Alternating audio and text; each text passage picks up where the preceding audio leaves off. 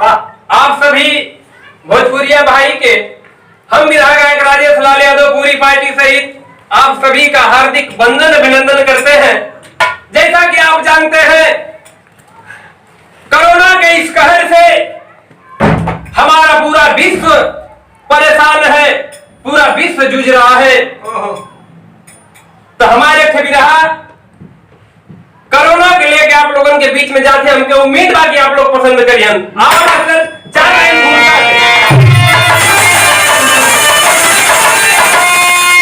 तो हिलने लगी हस्तियां इस धरा की, हुई भूमि भूमिगत भारी तबाही, डरने लगा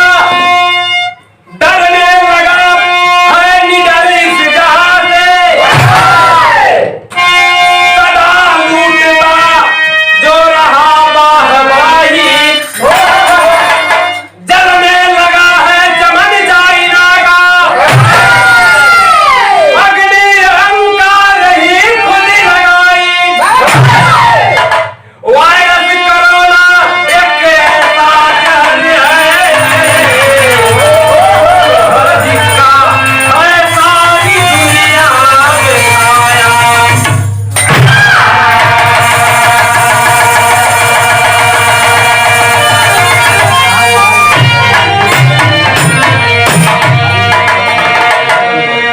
ए बाबूजी, पूरा हिंदुस्तान त्राहिमाम मचा हुआ है और हमारे मजदूरों की हालत क्या है, हमारे देश के लोगों की हालत क्या है, मैं अपनी गीत के माध्यम से आगे बताऊंगा। एक थे गजल का अंदाज लगल मास्टर कैसे।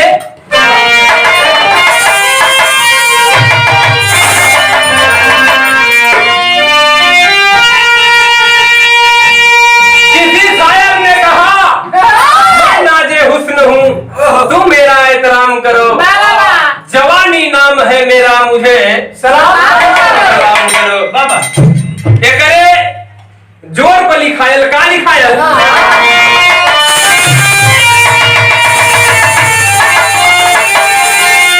अरे सलाम तुझको करेंगे मगर एक काम करो, सलाम तुझको करेंगे मगर एक काम करो, अरे तू अपनी मस्त जान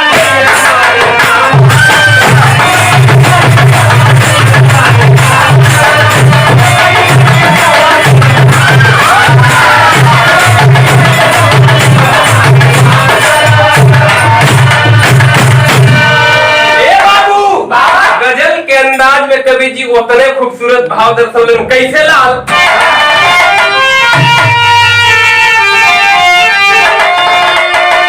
अरे जाल खुद ही बिछा कर चाइना बेईमान फंसा, जाल खुद ही बिछा कर चाइना बेईमान फंसा, अरे आज खतर है तेरा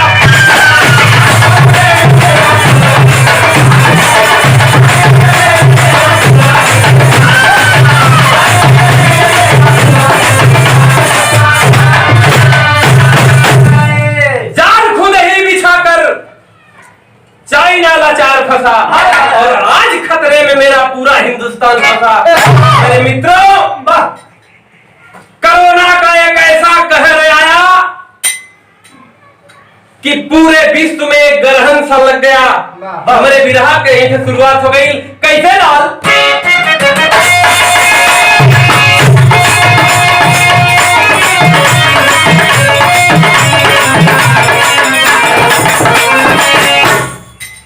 आज विज्ञान तो भगवान का अवतार हुआ, आज विज्ञान तो भगवान का अवतार हुआ, खबर न पाते नहीं जग में हाहाकार हुआ।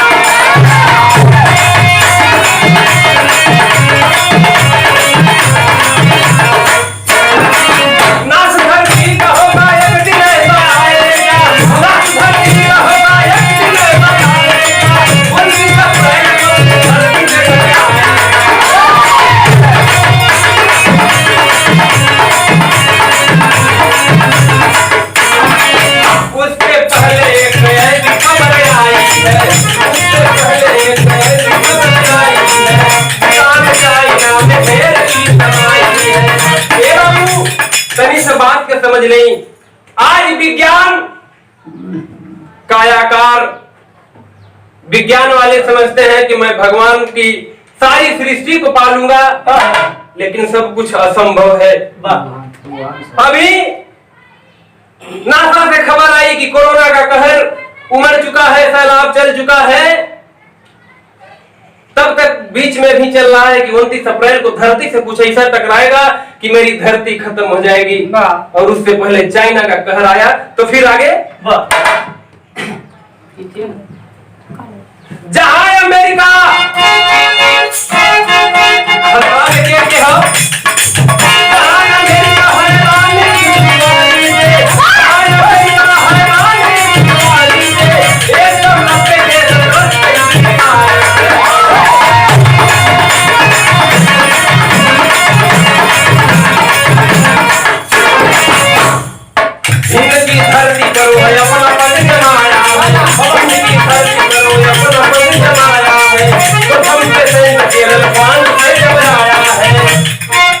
प्रथम पेशेंट, प्रथम मरीज कोरोना का कहां से आया, कहां मिलल?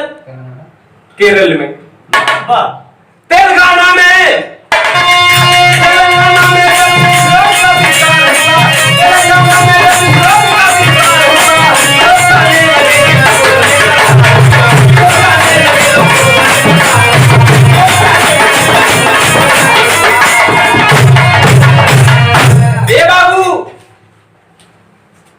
तेलंगाना में जब खबर मिलल, पूरे प्रदेश में, पूरे देश में, पूरे विश्व में हाहाकार मच गया। एक ठे गीत लगल, कैसे लाल?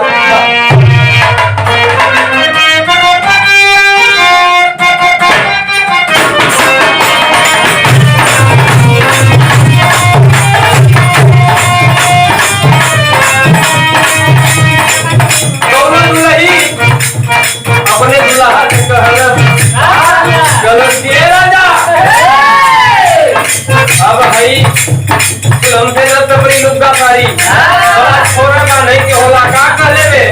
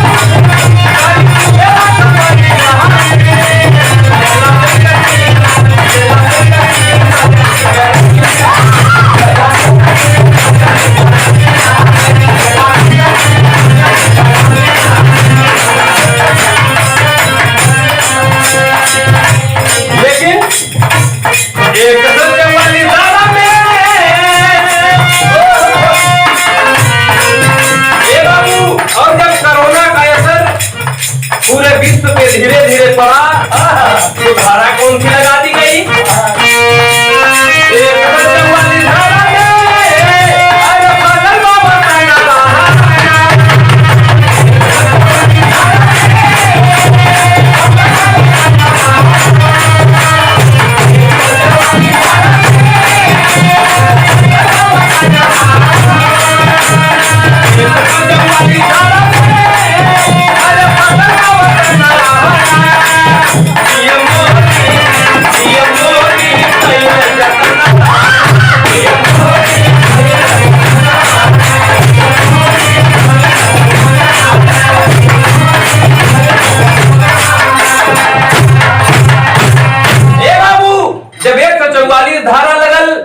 तो प्रधानमंत्री माननीय श्री नरेंद्र मोदी जी ने 144 धारा को लगवाया। फिर जनता के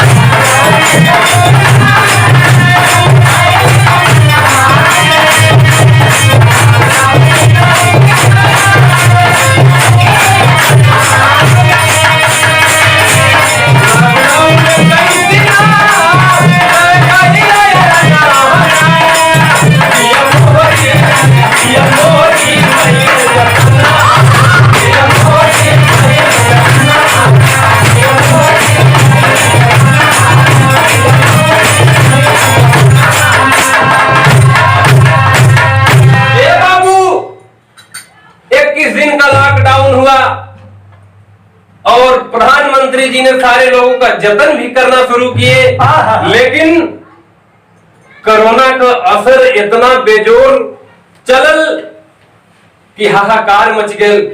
जब हाहाकार मचल तो कैसे मचल, कैसे गीत लगल।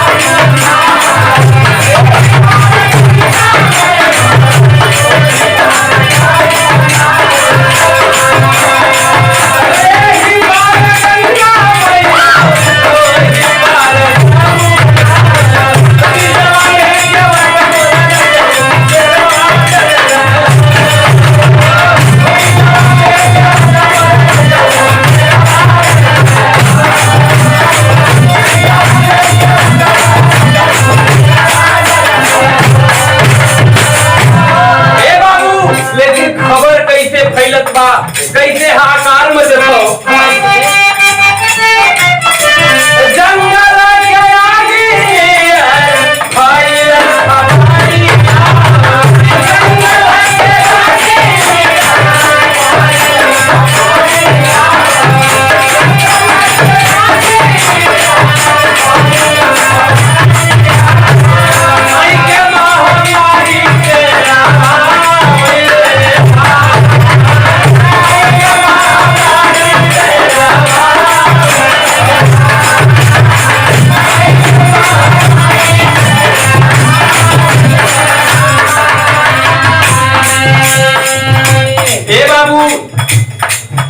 कोरोना बीमारी ऐसा लोगन के डरौलत कि भयल का घर बनल थाना।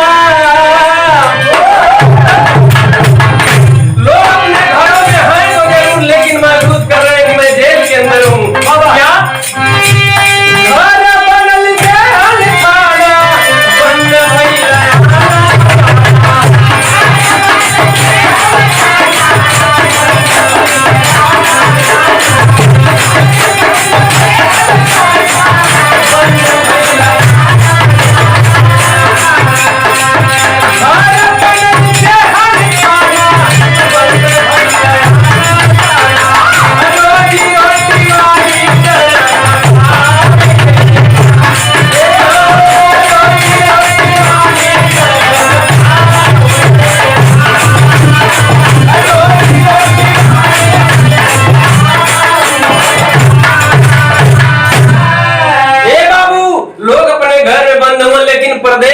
प्रदेश का हालत का है, मजदूर बेचारे सोचत हमन के बारे मालिक ये लॉकडाउन में सारी व्यवस्था बंद है, आखिरकार हमारे दिन रहल कैसे जाई, कैसे रहने गीत लगल लाल।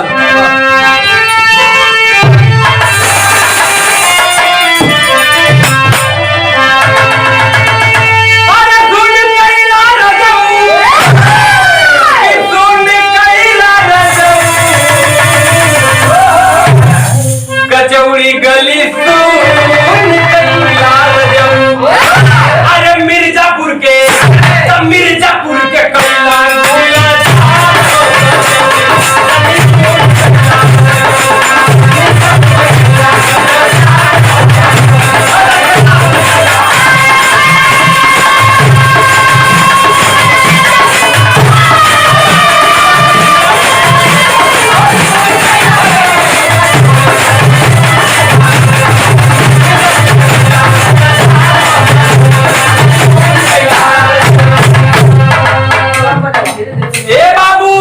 मजदूर रोवत हो कि मालिक कब मन को उन्हें डरी लगे जाई।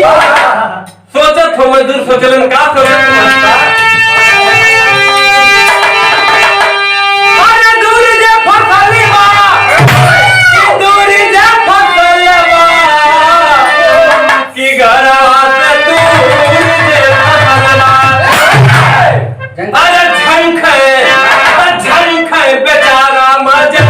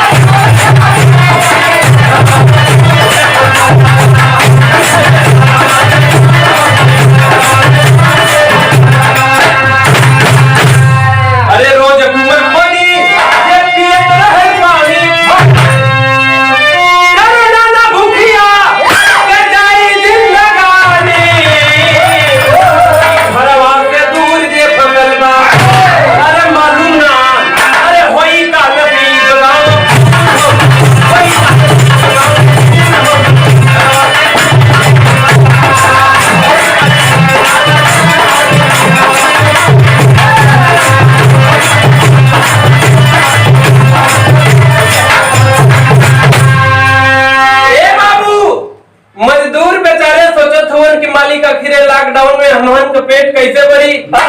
न तो कोनो काम धंधा, रोज कुआं खोदना, रोज पानी पीना। बेचारे मजदूर जब मजदूरी करके आते हैं तो हाथ में चावल और आटा सब्जी लेकर के आते हैं और बनाते हैं, तब उसको भोजन नसीब होती है। बेचारे सोचे थुमन भैल का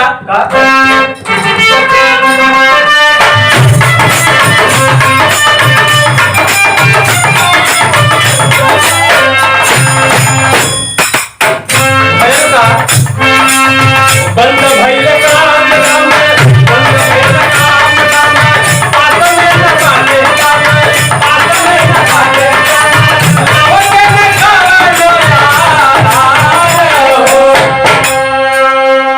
काम धाम बंद बा, पैसा भी नहीं है, पेट कैसे भरी?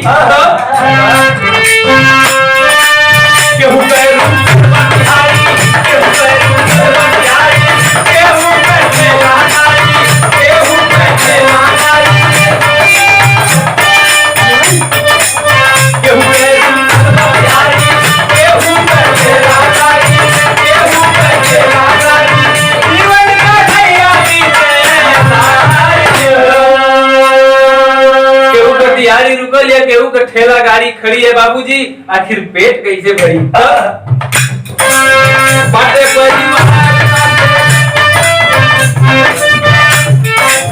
नहीं बर्बादी नहीं बर्बादी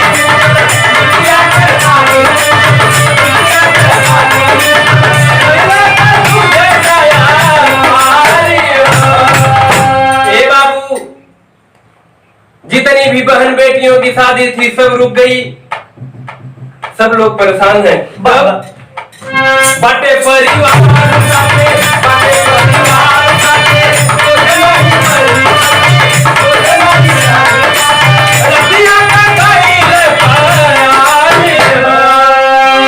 ए बाबू, मजदूर सबन का हालत का हो? बैठ के सोचत हमन के आखिरकार परिवार बा, बच्चा बा, लड़का बाटन, हमहन तो 2-4 दिन कैसे झेल के बिता ले, आखिरकार ई लड़कवन के पेट कैसे भरी? ए बाबू, यही सब मजदूर सोचत हवन। रात का अपनी में विचार कैलन, और जब अपनी में विचार कैलन तो विचार का कैलन अपने गीत के माध्यम से बताइए।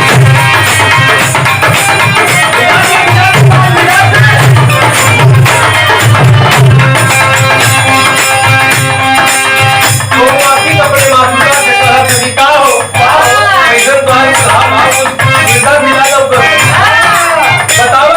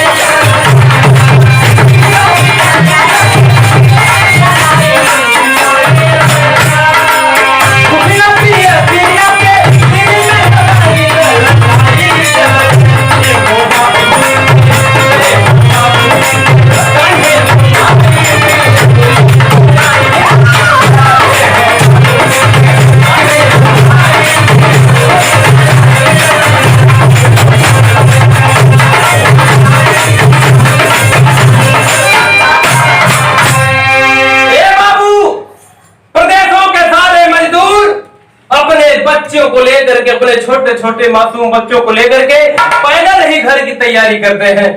ये बाबू छोट लड़का है, एक छोट लड़का बाबू के कानी पे बैठल है, एक जौन तनी चलला माई का उंगली पकड़ ले लेके धीरे धीरे माई चलत है। लड़का रोत है कि माई भूख लगल है, लेकिन कुल दबा के मन में लेके चलत हन। भैल का एक गीत लग गई,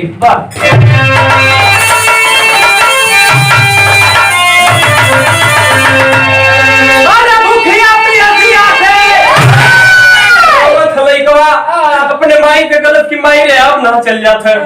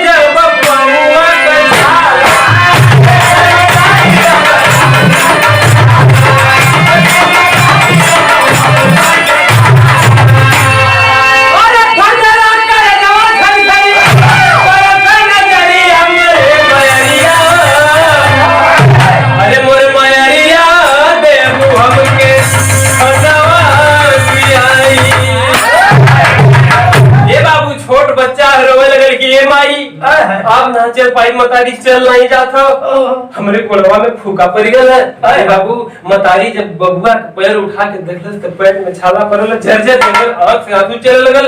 और जब आंसू चले लगल कलस की माई पेट में जबले कुछ ना जाई, अभी तो हर लड़का डोल नहीं पाई, बड़ी भूख लगल माई, बड़ी प्यास लगल यो। भैल का तेरी के लाइन में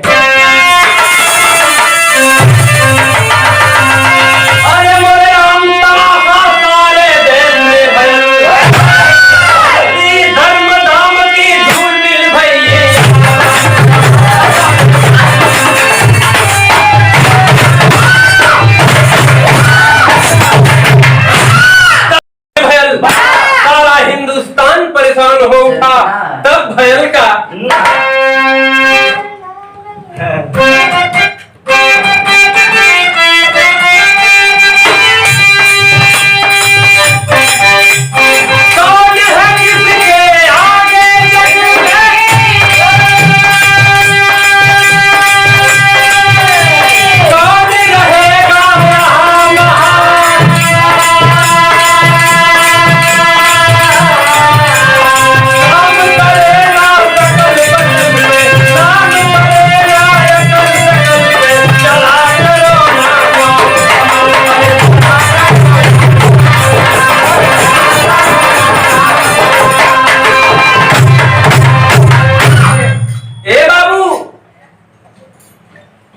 परेशान हुमन बतावल जला भगवान के आगे दुनिया में कोई नहीं चलत। वाह वाह। तब भैल का अरे ज्ञानी ध्यानी मेरे पलावन होई गईले, पलावन होई गईले, कसुदे नाई कवन उपाय आए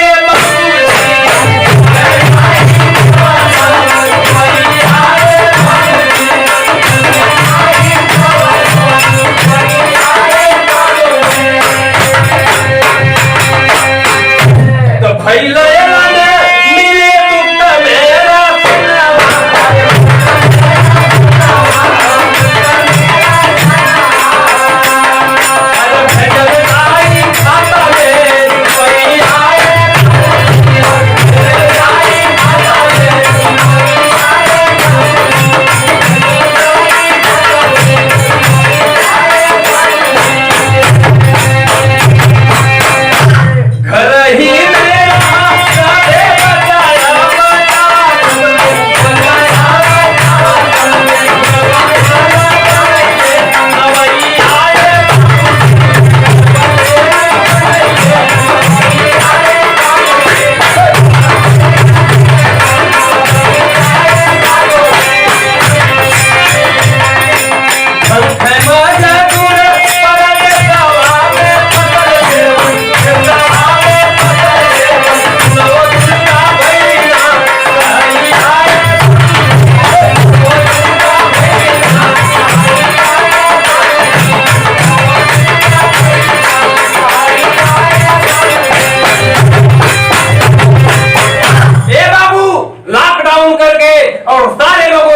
दिया गया कि अपने अपने घर में रहो, और जो बाहर निकलेगा उसके ऊपर FIR भी दर्ज किया जाएगा।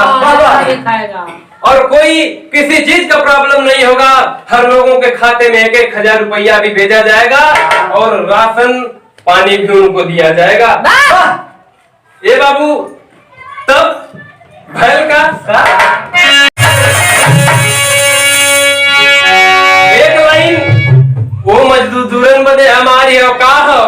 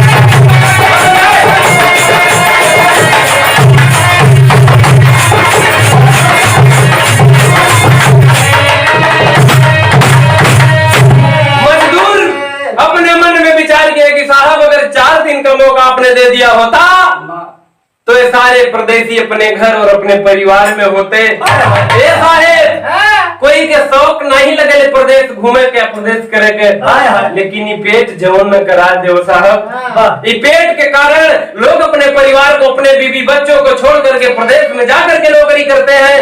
बेचारे लोग परेशान हैं। भैल का आधा के लाइन में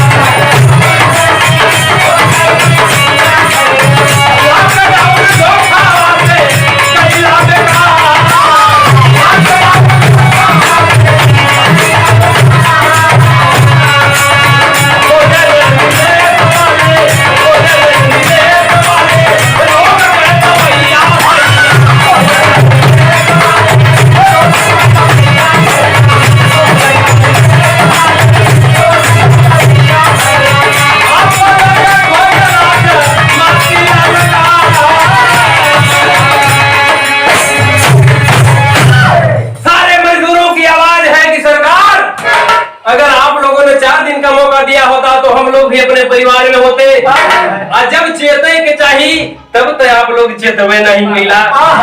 अब तक बहुत अवेयर हो गई सदर आला में।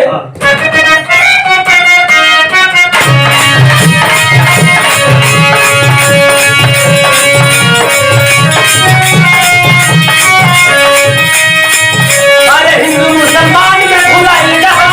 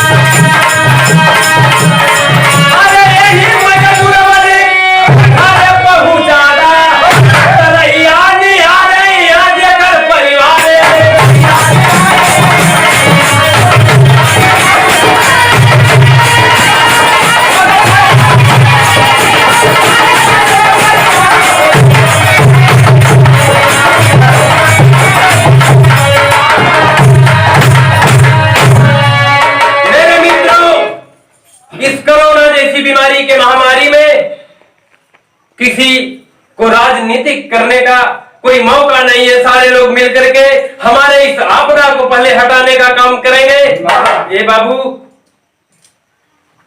लोग परेशान हुए, मन में तरह तरह का बात है। विदेश वाले कोरोना के जैसे रोग का दवाई खोजे में लगल हुए। अगर ये व्यवस्था सारे देश में हो जाए तो शायद सारे लोग इस कोरोना जैसी में महामारी से लोग बच जाएंगे। बिरहा के आखिरी लाइन में कहे के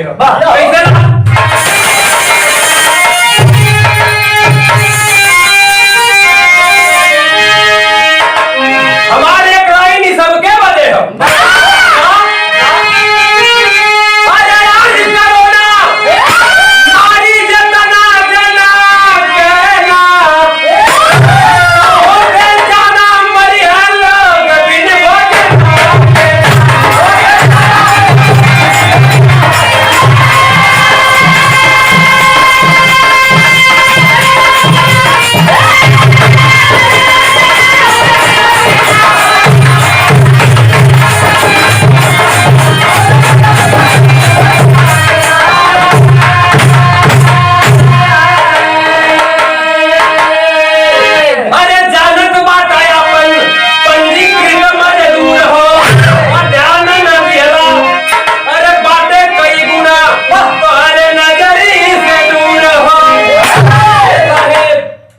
पंजीकृत जो मजदूर हो सब तो हरे नजर में हो, लेकिन ध्यान ना भी हरा तू इनके भोल जाता अकेला ओ देख जाना महिला कभी भोल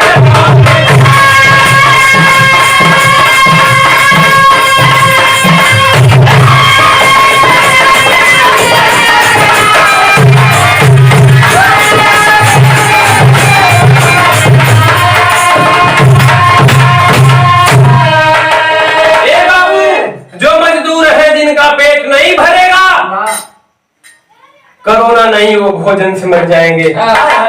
तब गुरु बिहारी गुरु गणेश गुरु रामलाल जी भारत के खास गुरु गणेश गुरु रामलाल जी भारत में खास विमल चंद्रिका कवि के कवि अरे मिलके करो प्रयास।